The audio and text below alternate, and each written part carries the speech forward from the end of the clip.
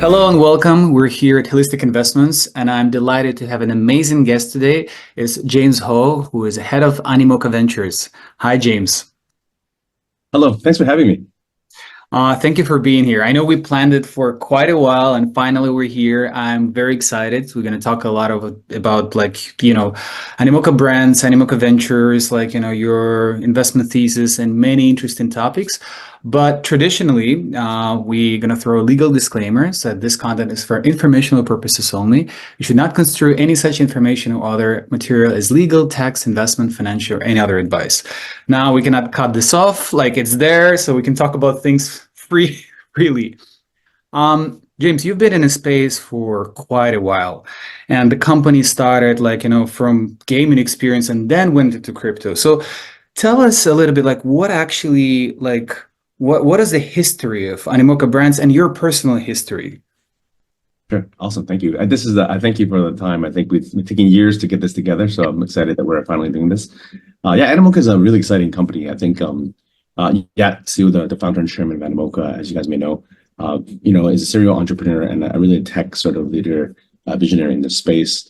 His background is quite interesting. He landed in Hong Kong way back in the day before the internet arrived.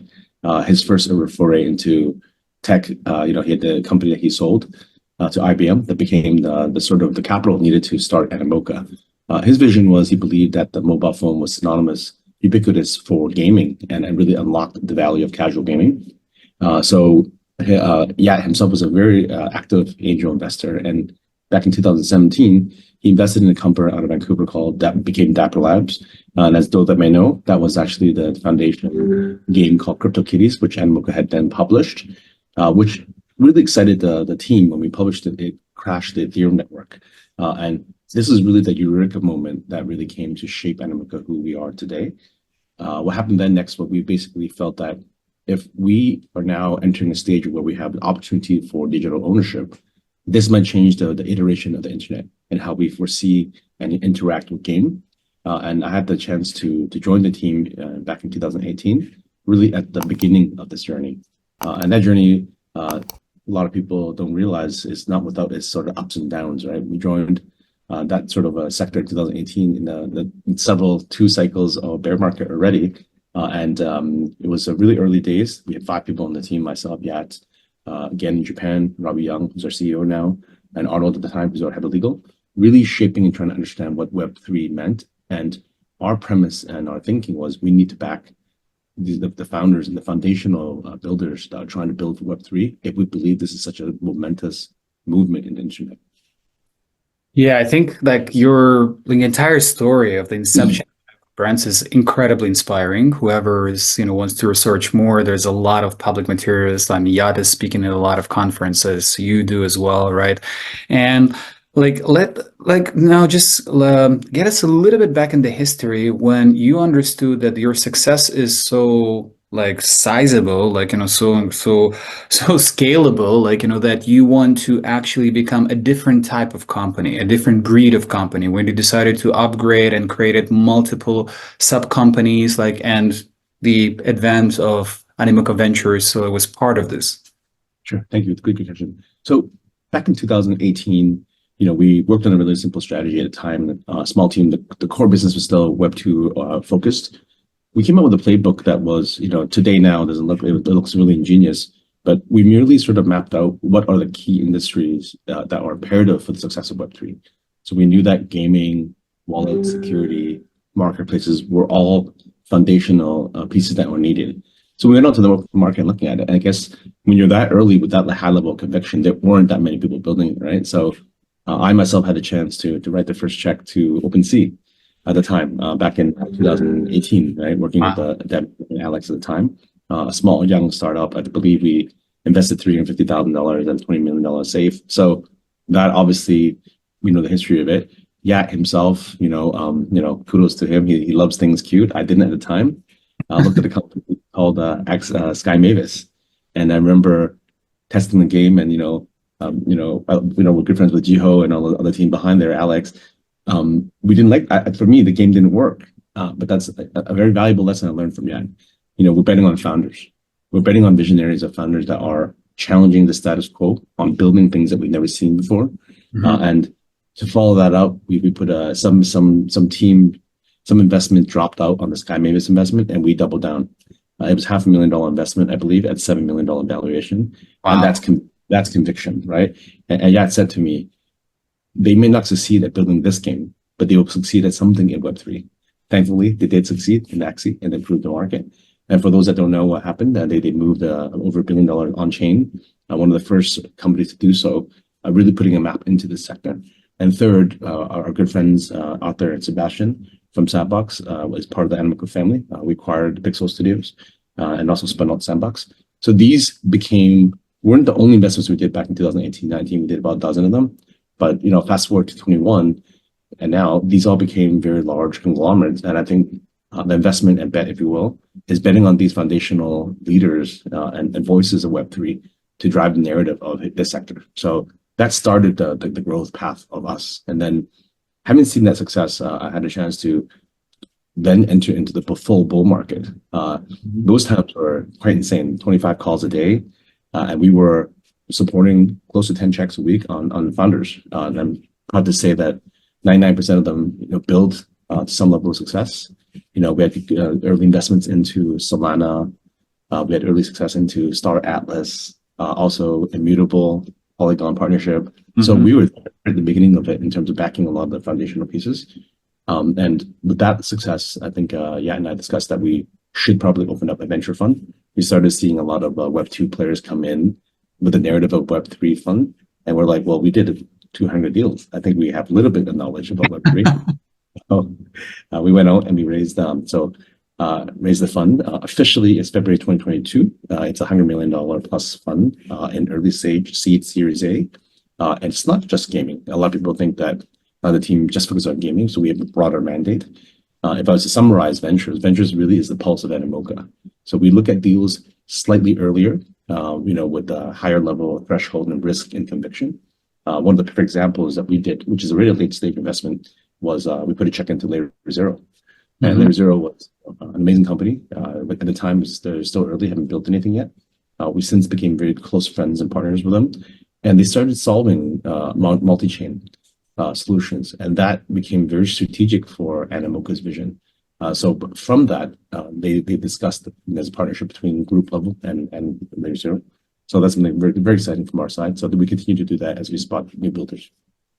I think your portfolio is really exceptional. I think some of the funds would be lucky to have one of those investments that made like 100x plus or more, right? You have like several companies, so close to 10, which is like the holy grail of ventures. Now, what I think what's really going to be amazing to actually dive a little bit deeper, and understand, how do you identify a company in this early stage? When, as you mentioned, you bet on founders, right? You see smart people, but I'm sure there is much more than you look into it. So help us to understand, what is your investment thesis and how do you actually due diligence those projects? Great question. So I think one of the most unique things about Animoca is it's build it first, and we have an operating business. So Animoca knows the pain points of building. They failed. We failed, and we failed fast, and we failed hopefully faster than everybody else, and could bring those lessons to the table. And a lot of founders take a lot of respect in that, because we can relate and empathize towards that journey. I myself have a 2-time failed startup, so I think those experiences bring a wealth of knowledge to our builders and appreciation. From there, obviously, we learn and fast iterate. For example, when we launched Sandbox, we already had the F1 licensing, and we launched F1 Delta time, the Rev token. So these things and lessons are quite different than just an investment thesis from a fund that may not operate any businesses, right? And once we started gaining the momentum and building that foundation on understanding the funds, the builders, the tech team, and fundamentally holding an agnostic view on the industry, not picking sides, not saying that we're only investing on Ethereum, that allowed us to have an open lens to see where the future is going to be in terms of interoperability. Still a pipe dream, but I think there's a lot of people still building towards that vision. Set us in the path to be really powerful in terms of how we create our ecosystems. And today, I believe we have over 500 companies. That network effect is becoming really the sort of social capital for Animoca, allowing us to not only participate in the check. Check is probably the weakest part of Animoca, to be honest with you. If you don't understand the ecosystem value, that is where I can give you 100,000 users, right? And that is a very different sort of offering. Or we have 600 portfolio companies that might solve your technical sort of limitations, your wallet infrastructure. So that's how we see it now, and this is how we see as a huge opportunity. Ventures looks at right now founders first, really understanding founders, right? We've obviously I think that we never hold the lens that we think we know more than builders. As I mentioned to you earlier, when we caught up in New York, I did a 35-day journey in the US. I think I met over 1,500 people. That itself is such a key learning lesson. The new narratives that we are entering into, the new builders, the new dreamers, right? And I think that for us, we're merely facilitating our resources and supporting these builders to achieve and unlock the value of what we're trying to build long term. And that's where we sit right now. We're humble. I think we were looking at, and hungry, understanding, the complexities of liquid staking, DeFi, gaming, and how that sort of all comes together as we build the future. Now, I want to ask you, like, that I have a huge respect for you as a person, as a brand also, like, but I will ask you, like, I'm going to play a little bit of reverse psychology here, right? So, like, if you would like, imagine an amazing project that already has a good cap table, a product, it already has like some revenue streams and maybe, or at least like has a clear path to it, right? How would you, besides what you already explained, obviously your vision, that's your differentiator, you can bring like users, right? But how would you pitch, what else, like one element that makes you stand out the most? Like why you should be an investor to like a top-notch tier 1 project? Okay, so that will fall, obviously, we're actually in that exact sort of state now. The market is really hot, a lot of hot projects, right? And the projects fall in different categories, right? Animoca obviously is known as gaming, content, IP, NFTs. And then there's projects that we go outside of our comfort zone, like DeFi or liquid staking. So every project is quite different. I think, some understand the value proposition. So for us, I think a lot of times, like Animoca, having a bigger brother in Animoca Brands, or I call it Animoca Group, they have, through the necessity and growth of the company, developed different sort of service offerings, right? They now have the digital asset team that does market making, treasury management, node operation. We have a tokenomics team based out of London, right? We have capital markets team run out of Hong Kong, a gentleman named Simon, that also supports the vision of the founders as they get to the next stage of fundraising.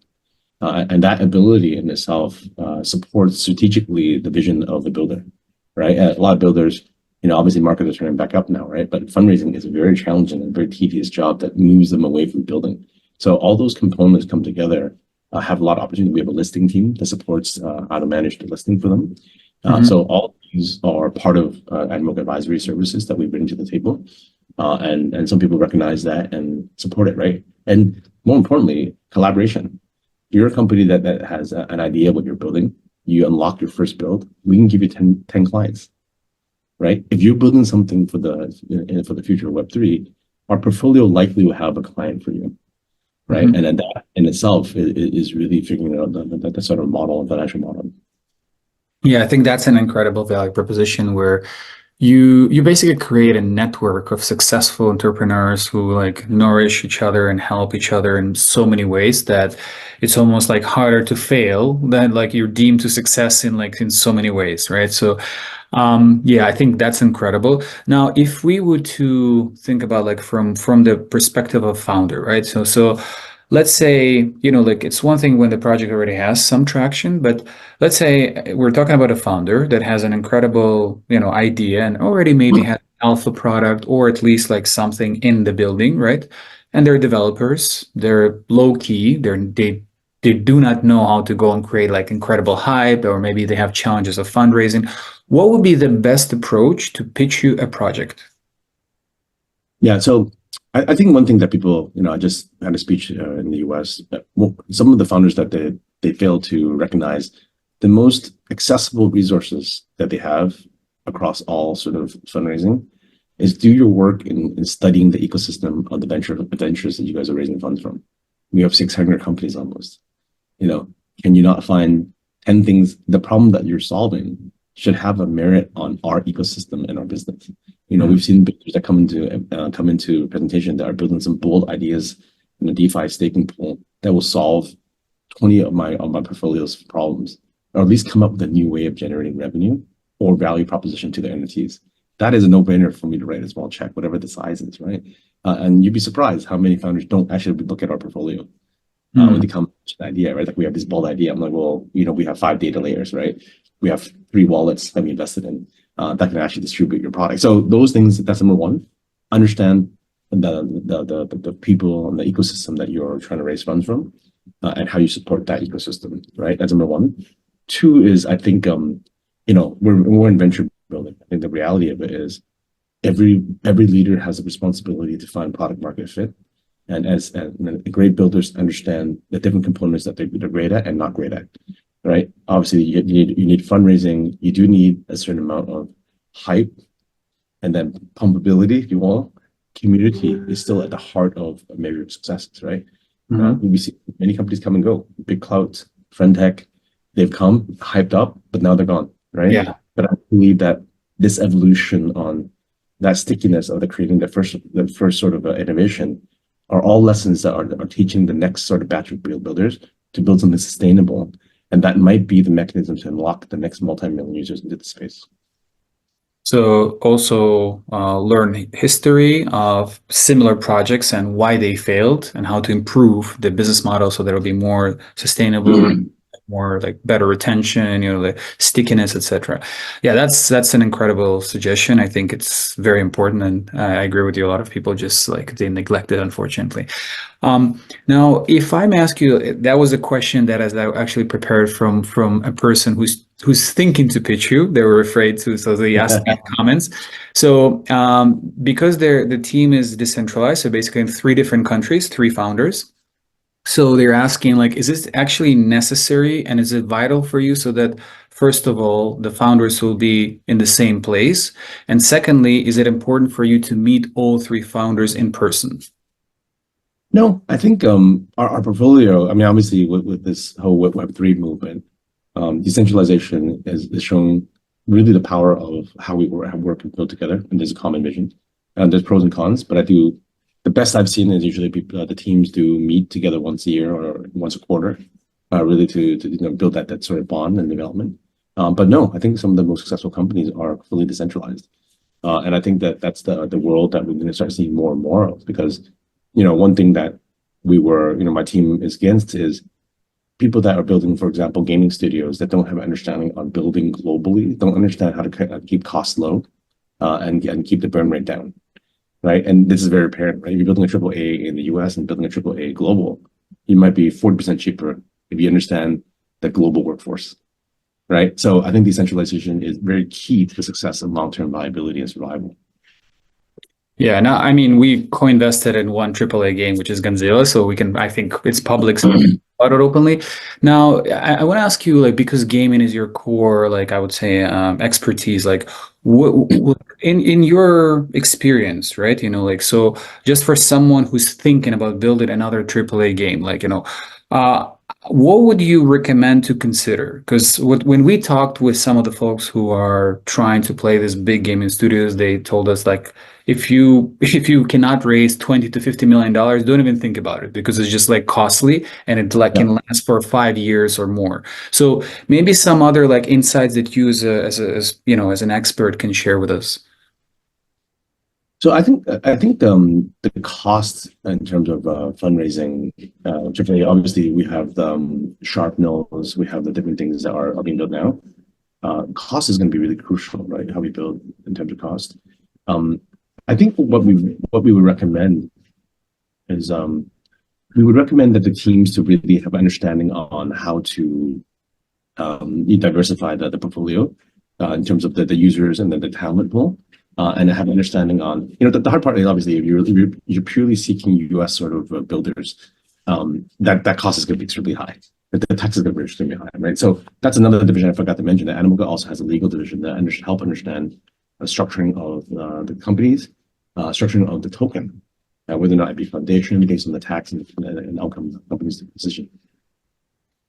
So in other words, so you would suggest to source some of the personnel so that to lower the cost as much as possible before you build at least the first playable version, right? Yeah, Yeah, because I think if you're looking at it from a traditional path, right, a traditional console gaming PC or free to play, there's a very recognized path on launch. But Web3 is still a lot of exploration, a new mechanism, right? Until Apple, Google has a very clear sort of distribution point in gaming and how you integrate Web3 rails into a game, what we call Web 2.5, is still in the making. So people are still figuring out how to get the distribution, right? And then that's the largest friction point right now. We don't have a clear path of getting the million users because the industry is still at its infancy and still growing. So if you raise $20 million, and the path of locking in community and users are still relatively new. Yeah. So we talked about one of the pitfalls, which is like building, allocating budget, being resourceful, like in many ways, like, and also cost effective. Now, there are other pitfalls, which is very common, and I want to pick your brain on this as well, right? Is tokenomics, right? So I'm sure I know for a fact that you invested in incredible companies that were like at their peak, they were like booming and there was amazing market. And then, by the way, because of the flaws in the tokenomics, they obviously went down, like, it was not sustainable. So analyzing 600 plus companies that you invested in, I'm sure thousands of different tokenomics, right? What would you identify as three major, I would say, things to consider while you're designing the token metrics? So I think this tokenomics is something that it's going to be the heart of every company. And I think it's evolving. So anybody that's an expert, I think it's almost like solving the US debt ceiling. I think it's very complex, right? And I think even as a game, the tokenomics has to sustain an ecosystem. I think the best case in point is a traditional game, EVE Online, 20-year plus economy, right? How do you build a sustainable economy is something is still evolving, right? In this cycle, we've seen token drops to NFTs, liquid staking, NFT perps. So I think these will evolve, right? At the heart of it, I think we still need great content that brings in great users. So I do think that every one of the companies that we've invested in, their tokenomics evolves, right? Evolves, and I think the sustainability, long-term sustainability in tokenomics will start sort of maturing as the user as more users and millions of users start coming into the sector, right? So I do think that right now is early. It's still early on. And I think that obviously we're learning every lesson through the last lens of how people are designing. For example, they call it Ponzi-nomics and play to earn, but that was very much necessary for us to understand that play to earn actually works. And I had to work catch up with our good friend Gabby Dizon from YGG. So yes, they've learned a lesson on building a guild model, and the guild model has now expanded into the potential future of work. So how do we use a token design element to globalize and decentralize work value, right? Somebody in the Philippines or in Venezuela, $10 a day is a lot of money, but in a game with good tokenomics and with incentive rewards, is not. So how do we democratize it? So those are the things that I think I'm looking at, like, and I don't think the founders all have an answer. Of course, from an investment lens, looking at a company that's like, hey, the tokenomics work. There's utility. Oh, we have a chance to list, so we have a chance to make money for the fund.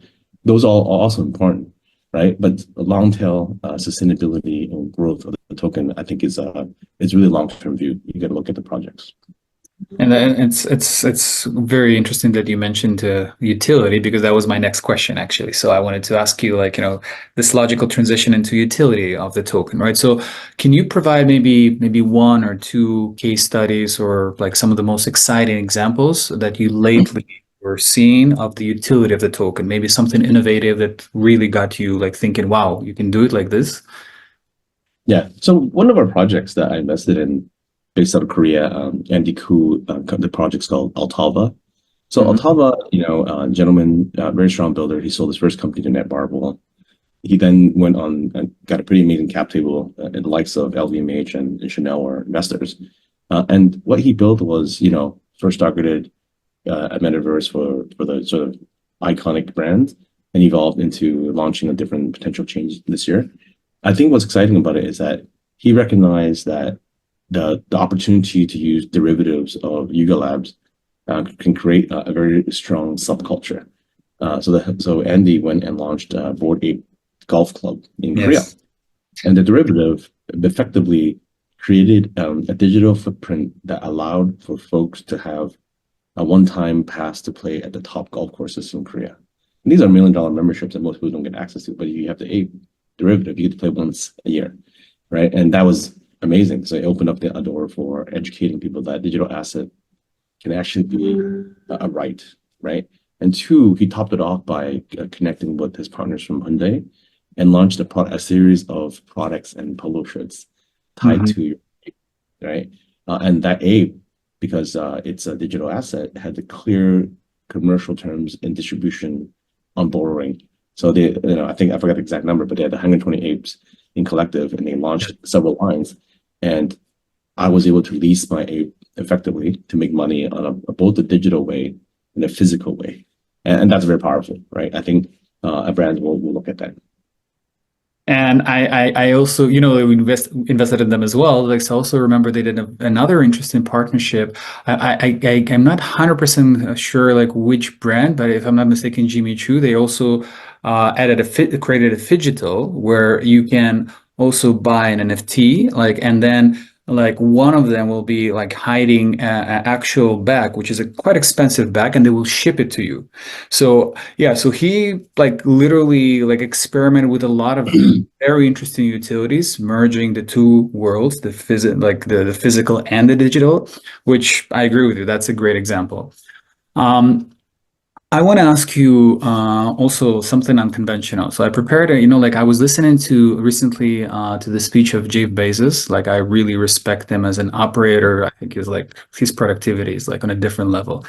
Yeah. And one of the things that's they're striking me in his ability to shape the narratives and to ask questions. He's like, you know what? Everyone is asking about like what's going to happen in the next 10 years. And he's like, what I'm interested is like, what's not going to happen in 10 years? What products are going to stay for sure and how to capitalize on them?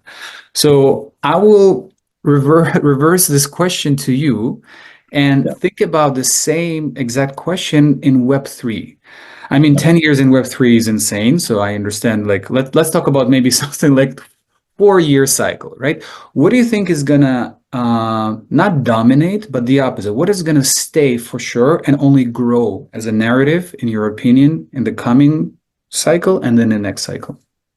Okay, so it's funny enough. I'm fast approaching 10 years in this sector, so I get the lens. I'm 8 years in Animoca. So I think what is interesting in this cycle, and I think maybe over thinking too early, but the thematics of this upcoming run we're in right now, tapping into the BTC ecosystem, is really interesting because I'm seeing a lot of parallels and pattern recognition that what happened in the last cycle in 2019, 21, etc. Ethereum allowed people to build. Obviously, if we have the ability in architecture and the brains to build on Bitcoin, we're now tapping into $1.3 trillion of liquidity, probably the 5th largest currency in the world. So decentralized, I think that is a very powerful effect in terms of encouraging talent pool and dreamers and thinkers to come into the space. Very different set of catalysts in terms of driving that. I think the argument is a lot of companies that don't develop, decentralized and open source. Well, that's going to be a theme that's going to keep growing. I think it's for the people. I think we have ability right now for people to own its own narrative, data, culture because of decentralization, right? We've seen it with Web2 where, we needed the folks of Google and Apple, but effectively they're trying to own, including OpenAI, and they're trying to own everybody's data, right? But I think the power to the people is going to be a lot more, that the theme is going to keep growing and getting stronger, I believe. And I think that as we invest in different individuals in our ecosystem, building these tools to protect royalty rights, protecting IP rights, and that is going to be a theme I believe is going to get louder and louder in the next decade, and even subsequently next 20 years, I believe. Interesting. What do you think about ordinals? Do you think there will be some kind of marriage between the ordinal narrative and gaming? Absolutely. That's something that we are looking at right now. I think that I just mentioned earlier that, as a VC investor lens, pattern recognitions are really important. And I think that we're such at an early foundation stage with a lot of sort of hype, some success in metrics. Ordinals is proving that it has the ability to potentially build. And I think that we are sort of studying the ecosystem. Like, how do we as investors support the builders?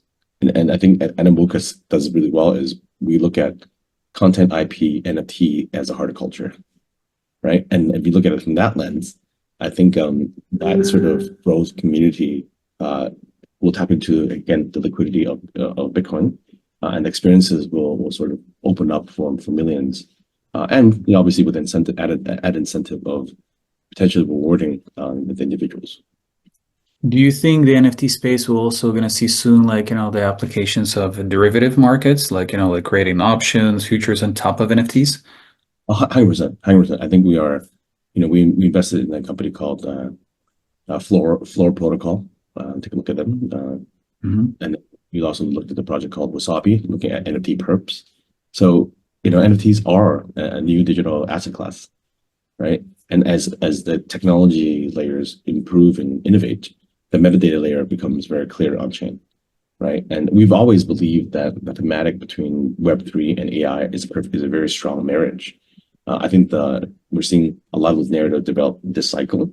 The challenge and growth opportunity is when we get more users in, when we start creating more data for the AI models to really be part of it, right? We had a chance to invest in a decentralized AI company called KIP Protocol. So we think that they are building some foundational sort of innovation that will enable us to protect the future ownership of our data, but also have a really clear mechanism for monetization for the individuals that create this IP. And it's really funny because I actually met Wasabi at Station 3 recently, and my next question was about the AI and how do you like build like decentralized solutions, and the Keep one of the projects we looked at, right? So I wanted to ask you, you're thinking ahead of me, right? So maybe besides Keep, which I think is incredible, so like example and incredible project. So maybe some other solutions, because we know that AI is a very hot narrative right now. Some other project that you see that are merging the two technologies together? We have a portfolio company.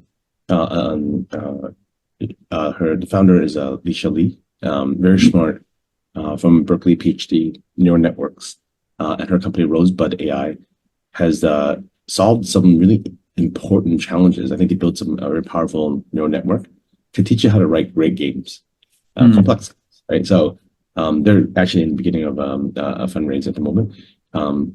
We chatted a bit and we looked at, how do you teach? Can you teach a neural network to write Roblox, Minecraft, and can it be very sticky, right? So some of the sort of inherent sort of lessons that we're seeing from AI, obviously it's knows boundaries at this moment in terms of how we create it. And once we're able to create text to video, I think the world's going to change drastically, right? So this one. Two is, we think that the evolution on creating NPCs, non-playable characters in games, will evolve to an extent that you're going to be able to potentially develop emotional ties to your characters, which most people that play games do already. But the complexity of how we shape this is going to be really crucial. And then I think obviously you have the different sort of different genres of games that will really take advantage of AI, I believe. I want to ask you about another like quite interesting novelty, and I would say also a trend, which stands into the M&A. I'm sure you've heard about the news that Fetch AI, Ocean Protocol, and Singularity.net, they unite to create an artificial super intelligence alliance. But to me, this is exciting by itself, obviously, because this AGIX token, like they're saying is going to be the value of like $7.6 billion. But I think what is even more exciting that people are not talking about, the ability to actually merge the several, like one or two, or in this case, three ecosystems together, and actually to build like a much stronger ecosystem. So my question to you, do you foresee that, that's going to happen to more and more niches and people will start coming together and merging like their projects together? So I briefly looked at that sort of news, and for me is I don't have enough understanding on each and every one of those tokens from the respective companies at this stage, and what's the utility and what's the user metrics and how it's being utilized. right? But I do understand that if they each and every one of them had multi-million users, the complexity is very great, right? So the Yeah. likelihood is still early, not a lot of users, so they can come up with a vision that sort of taps into their own sort of visions, right? So I do believe that that's an exciting development. I think it's yet to be proven if that token will have uptake to drive engagement and actually solve a lot of the challenges. We ourselves, I think our founder Yat Siu is very passionate about conservation, and we had actually worked on something called the green token that hasn't launched yet. And the power to that token was we felt that charity and a lot of the conservation were challenged because they don't have a clear mechanism of how to vote. For example, if I want to donate to whales, it's actually the best one is an ocean fund, and it's very far removed from just affecting whales. But if we have a DAO structure, decentralized autonomous organization, as part of the foundation of a fund or on a charity, that sort of mechanism allows us and the power back to the people to decide how they want to contribute to the different mechanism, right? So time will tell, and I think that this is not the perfect example, but for example, the Bored Ape Yacht Club has created an ape improvement proposal. The people that hold the token have ability to voice and vote as a mechanism to decide on the improvement of the ecosystem. And I do think that's going to be very powerful in the future. Yeah, I agree with you 100%. And by the way, obviously you invested in Bored Ape Club. I think it's important to mention in Yuga Labs specifically, right? So, by the way, did you invest early on or in later stages? We went in on the we supported them quite early, not early in the sense that I think it was quite a magical story. Yat was stuck in LA with COVID, and I think it was serendipitous that we became supporting them with a token launch as well as with designing launch of the deed. So quite involved in the group from the Yuga side. Got it. So I want to ask you another question, which, we talked a lot about like success and potential opportunities, developments in the market. So I want to briefly ask you about something that is frowned upon, like people don't talk about like what can possibly go wrong, so to speak. So I want to ask you openly, like, your objective, constructive analysis.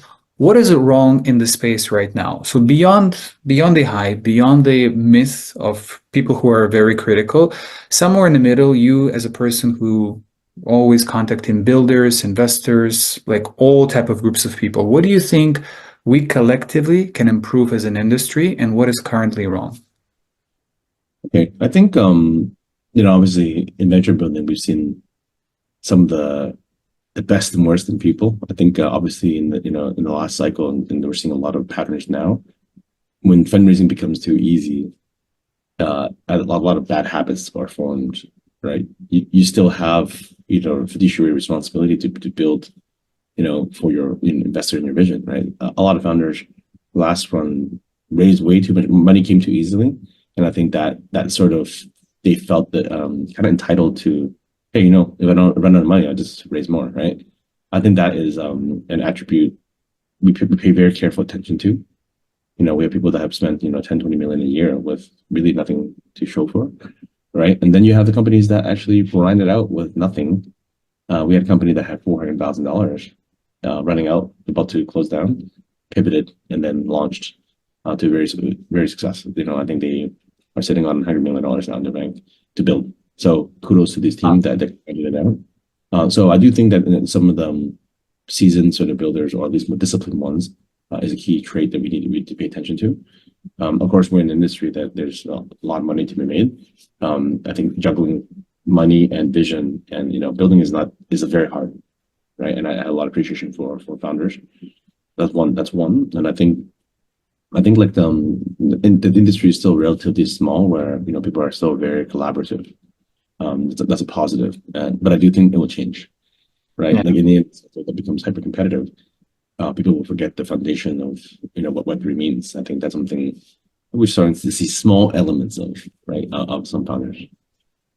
Now it's interesting that you mentioned like about the founders who are like, it's actually their fiduciary duty to deliver like, not only like the product, but also tokens to their investors. Sometimes, they forget about this and just like, stop vesting or stop other things. Like, so did you find like some efficient ways how to actually combat like the founders who are not delivering to their community? Maybe you can share because I think it's a mutual problem not only for the investors but also for the retail investors, right? I'm not talking about venture part capitalists. And we can at least like digest this risk. But I'm more asking in the context of retail investors who can be hurt dramatically by this. Sure. I think from from a venture side first, I think like for people that understand what a SAFT is, simple agreement for future tokens, those didn't really have a lot of protection for investors, right? So from our legal perspective, those are all being tightened up in terms of fiduciary responsibility. We're investing in you. That certain things have to happen, or else we can call back the funds. Two is I think we don't invest in anybody that is undoxed. That was a very last cycle thing, like, oh, this project is really hot, but I won't tell you who I am. And that's a bit hard now, I think, in this sector. So that's evolving quite a bit too.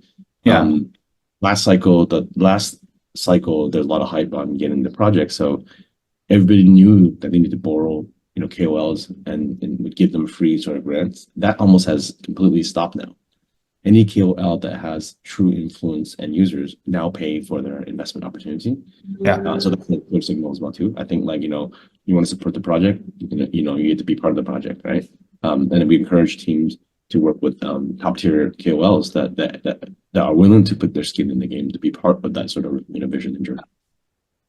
I would also, by the way, if I may add another thing, like life hack that we went through, like never put like your token into smart contract to any KOL because sometimes they can just get the token and not deliver anything. So also market to deliverables, right? So they need to actually talk about you, whether they're doing YouTube channel, plot or tweet or something, and only then they get allocation, like a KPI.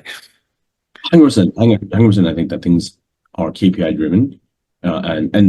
And there's no, what we're seeing now is there's no sort of special privilege for unlocks. You follow the retail unlock, right? Yes. That way, I think everybody's sort of on the same boat to grow the project together. Yeah, the only thing that I would say the downside of it is that the project, there's a criticism that the projects become more centralized in a way, in their, at least in their governance, which is just required to protect, like the community and investors. So my question to you, do you believe there is the middle ground between the values of decentralization and the way how the founders can operate? Because a lot of the folks are saying, well, like, guess what? All the most successful ecosystems, like, honestly, they're not decentralized. They're very centralized. So do you think there will be some project at like that we're going to become to this maturity, get to this level where there will be more decentralized projects? Truly. That's a great question. I think I think it boils down to the growth of the sector, right?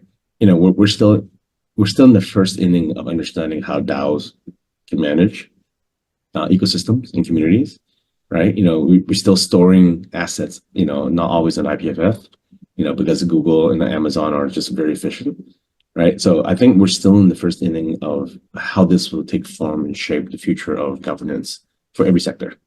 So I think we definitely need, we've had decades to build really secure, centralized ways of working. I think we're dreaming up of the architecture for the future of decentralized, how we manage things more effectively. So I think it's going to be a hybrid in the meantime as we grow and as users come in. Say today we add 100 million users into Web3 daily active. That changes the whole component on how we're going to be functioning and running. Right, I believe. So it's still early days, I believe. So in your prediction, what do you think should happen as a first step? Like more money go into the space for more user acquisition, or what should be the first kind of step that we all collectively accept as like we work on this towards this so that this goal will be a little bit closer, I think right now the best thing if we look at the past lenses of Web 1, Web 2, certain sectors will be catalysts for driving people coming in. Gamers don't care where the games are, right? It's basically the great game mechanics, graphics, playability, virality, etc. Right? I believe we're so strong and bullish on gaming because we think gaming is a perfect segue to introduce the masses to understanding, hey, playing a great game doesn't need that the players to know that's Web3. That's what it's supposed to be. But for them to be able to cash out on their, lend out their sword or their assets and they own it, that should come instinctively because they understand. And most gamers actually understand staking and DeFi. They just don't call it that. It's embedded in the game. So I think one is figuring out the path on huge user acquisition, right? And that's number one. Two is obviously being mindful of protecting users, and this is where regulation comes in. We had always predicted back in 2018 that regulation will come, right? Regulation will be very much necessary for us to work alongside to have the proper mechanisms to protect, also educate and grow. Perfect example would be our chairman, yes, he sits with the Hong Kong Digital Task Force. They have 24 people. The Hong Kong government has recognized that DeFi, stablecoin are all narratives that they should be addressing now for the future. So as a government, I think they're doing the right things to really educate and develop the future for a decentralized world. Of course, you have, and part of it is major education to these leaders, and for them to have them put their guard down and egos down to educate, to invite some of the top people in the world to educate together. That's great. And we're seeing the same thing happening slower pace in Japan as well. We have a local office there as well. So regulation has to come in order to facilitate a decentralized hybrid model of the future, I believe. Now, I completely agree with you. Now, I think the other level and the stronghold to this success is also the like game developers themselves, the top ecosystems of the world, like that, own the biggest projects in the world, the Fortnites of the world, like League of Legends and all the like really huge games. They right now get like 100% of the value, right, from the system, right? So like the criticism also from traditional gamers was like why they actually reject the NFTs is like, well, guess what? Their incentives, their economical incentives are not aligned. They don't want to give out the profits to the community. In decentralized values, we actually think differently. We actually want to give like whatever 80, 90% to the community because guess what? We're trying to drive their engagement and try to help them to be part of the IP, part of the process and earn, right? So those incentives are not aligned. So I want to ask you another like curveball. I promise it's the last one. So like, what do you think should happen so that those big conglomerates start to slowly get into the space and also do more experimentation? So that's a great question. We actually had mapped up a case study back in 2018. And again, for those that don't know, yeah, as a historian, if you look at the feudal times, when you have a feudal lord with a closed ecosystem, what's the opportunity for the people? Are they happy? Were they able to grow? And then you look at free trade. Interoperability potentially can bring far greater meaning to the growth of the sector and the public and to means that we don't know now yet, right? If Roblox and Fortnite apparently has the same challenge too. Suing Apple is very clear. A closed environment taking a 30% tax, in our eyes, is almost like a feudal system. You got to pay $600 million a year to play with us. What if the $600 million was used to innovate? What if you open up the system to 1 billion users taking a cent each? Can those models exist to benefit far greater good of the users? Can we create different experiences and models? I think that's something we truly believe will happen. And I think that these companies have grown to enormous sizes, but what if tomorrow Roblox opens up their NFTs and connects to Sandbox, connects to Wilder World, High Street, and there's a commerce that grows, and each and every one of these sort of leaders are innovating at a very different level. I think it's very exciting to dream about. And I do think that, like Ready Player One, if we have this interoperability future, I think the commerce and how we're sort of seeing the commercial will be very different. Yeah, and you know, it reminds me actual some of the traditional experiments in the history of economics when they first everyone criticized universal basic income, and then they actually conducted a socioeconomical experiment. And I remember the exact city in Switzerland, but they gave out like monthly, like you know, just free money. And then what happened? People were so happy about it that they went and they actually bought a lot of stuff in this city. So the economics, like you know, was like so the small businesses were winning all those money, like they paid more taxes, and it actually worked much better. So it was like a fuel to the economy. So exactly what you're saying, like if you give power to the people, I think they will be more happy and they will spend more time and maybe even like buy back some of the digital assets or skins inside the game more actively. Um, and we didn't have this huge experiment yet, right? So you predicting there's going to be one big game that will finally like break the ice, and eventually we'll see them. Yeah, so to me, it's like, obviously we always preach this interoperability, right? But imagine you and I jump in and we meet in Roblox, but we feel like using the Apple Vision goggle.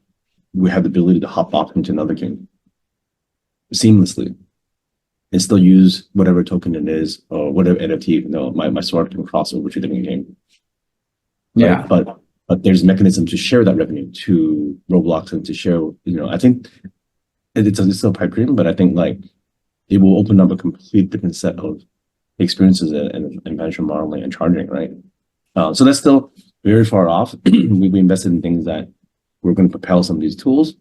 Again, it boils down to how do we figure out removing the friction to bring hundreds of millions of users into this space? Even if we add 10, 20 million today, we're affecting gaming, GameFi, DeFi, lending, loaning, borrowing to the next level, right? Everybody needs the users to come in. And I think gaming is one that we believe very strongly will be a catalyst to do this again. Yeah, and one of the things I also want to ask you, like about the future, right? A little bit like where I was lucky to listen on this weekend the podcast of Lex Friedman and Sam Altman when Altman was presenting like his vision of what's going to happen like in ChatGPT 4, ChatGPT 5, right? And how it's going to be like a leap into a different world that we yet don't understand. He doesn't even understand fully, right? So like we already know with Sora, you can create incredibly realistic like videos. And now what I've been reading that you can actually soon going to be able to create your own games just by providing the narrative, just by like a script. So with this said, like I want to ask you, what's going to happen to IP? Who's going to control an IP when you're creating a completely AI designed game? So I think it boils down to creating experiences in gameplay, and we're very supportive of new IP as you've seen with Animoca, right? But if you look at the power, as I mentioned to you earlier, Japan is very important to us, and I myself a huge manga anime fan in gaming. So you still have the power of IP that has built decades of emotional connection. I'll give you an example. Mario Brothers did $1 billion at the box office, followed by 20 million units of Zelda sold, followed by 3.5 million Pokemon Sleep downloaded. That's the power of IP and culture, right? You're generating multi-billion dollars on a portfolio of IPs that have built decades of emotional connection, right? The question is, what if the Mario you own can be played in Hunger Games?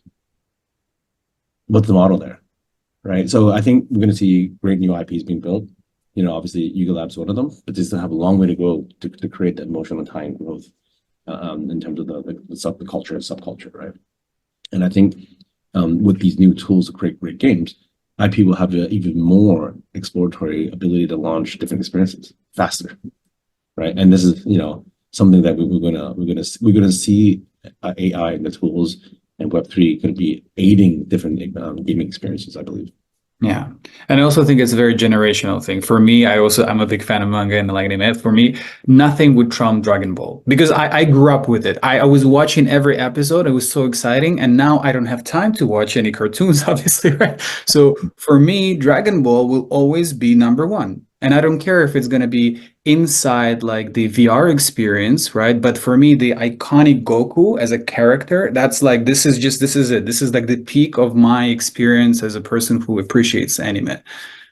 You know Yeah. what would be really cool is when AI is able to ingest copywriting and content writing, and ingest every episode of Dragon Ball and start writing new content.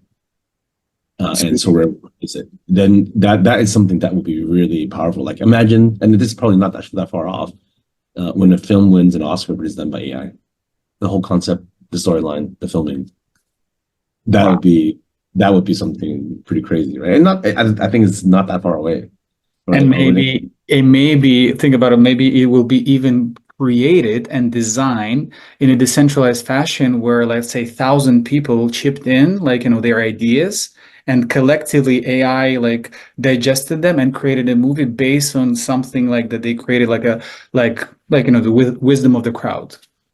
yeah. And then the AI will understand cultural influences, nuances, language, and I think that power of what we're going to enter next to is very exciting, kind of scary. But we're part of this, and I think that we're going to start see some amazing things coming out of it. Yes, 100%. I think we are living in incredible, exciting times, but also scary, as you mentioned, right? There's a lot of like regulations and rules that we haven't yet developed. The technology is going faster than we can actually control it in a way. And then it's going to be the question, who's going to control whom, right? Um, but it's definitely exciting times. Um, I know we're already like get into the final question. So this is a question which I never tell that I'm going to ask this question because I want it to be as authentic as possible. This is a question about you and basically the meaning, because the show is holistic investments. For me, the meaning of things is super important. So that's why I want to ask you, what is the meaning of life to you, James? The meaning of life to me, in a weird way, I feel, and hopefully doesn't lose fans. I feel like we live in a simulation, actually, and it's at times where um, I think it's how do we create experiences? How do we influence, impact others? Is really, really key. I grew up in a very simple town in Vancouver, very close family, and I think having the authenticity to build experiences, and obviously, as we get older, I think time is something that we can't take back.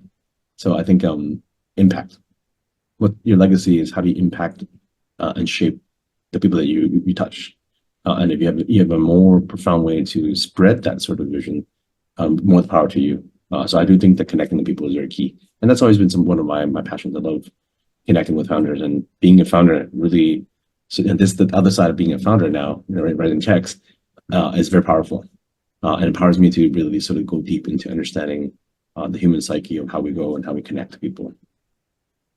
That's beautiful. Yes, I 100% agree that first of all, that we live in simulation for sure. Looking at what's happening in the world, there's no better explanation. It And is, right? Especially in our sector, in crypto, it feels like a full simulation. yeah, and generally in the world, like it's so crazy sometimes that the ego of people is like trumping their logic, and they're like people are going to wars or creating some other like crazy things, which is completely unnecessary, right? And same with business. Sometimes people just let their ego drive their decision making instead of like just understanding that they have responsibility towards others, right? As you mentioned, impact, right? And that is more important than the personal gain. And it's impossible to explain unless you actually get it, right? Unless it's part of your ethos. I mean, sometimes there's just no way to explain it. So, It's true. I always wonder, like, obviously, I believe that we are merely here and that we will not understand the geopolitics of world. We're merely here as investors, I believe, but I think this is really exciting to know. But can AI solve it? Can AI solve these 100-year sort of, geopolitical challenges? It would be very exciting I, for the I think it definitely can provide us solutions, and then there will be a question whether we're going to be smart enough to actually accept those solutions. future. Um, because technology is also like blockchain technology and like just as distributed ledger is incredible, but for some reason, some people think that they will use it for fraud, right? The technology is great, but then how we use it is a different story. Regardless, any state of innovation, there's always going to be bad actors, right? Correct. I think innovation has to be far bigger than Trump and for the group to better the people, I think, and distribution of power, wealth, education. Right. I think that's something that we are in this sector with far bigger lens than just making money. We have the ability to impact what we own and how we contribute past our time. 100%. Yes. And with this said, I really appreciate you taking time and educating, like, the people who will watch this on YouTube or listen on the podcast. Like, how can people reach out to you? What's the best avenue? Or do you prefer LinkedIn, Twitter? Yep, I'm on Twitter. My Twitter handle is JIQQYJONES, Jiggy Jones. So you could drop me a line there. So I'm pretty active. So I do write quite regularly there. So share my thoughts and feedback, and come say hello.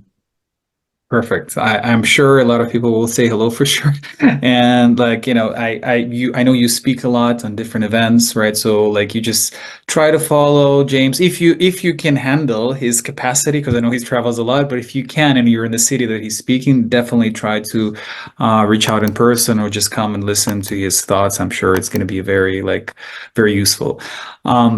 Again, really appreciate what you do personally. Appreciate you as a company, because you fuel our industry with investment and good vibes, which both are very important. Much appreciate that. Really, thank you. Constantine, thank you for your time. Thank you for having me as well. Thank you.